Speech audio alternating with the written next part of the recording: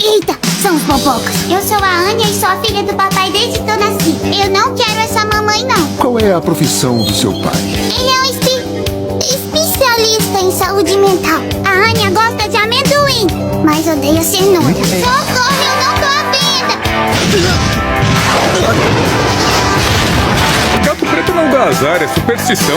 Papi, O que é que foi? a Anya pisou no cocô. Amendoim! Só estiquei o braço, ele que veio na minha mão. Mentirosa! Endereço? É onde você mora. Eu moro aqui. A Anya queria tanto uma mamãe, um espião, uma assassina.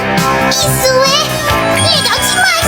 O mundo tá acabando. Vamos supor que você veja um amiguinho seu fazendo alguma coisa muito feia. O que você faz? Caio em cima dele, aí encho a cara dele de porrada e só deixo os restos. Me desculpa. Foi porque eu pisei no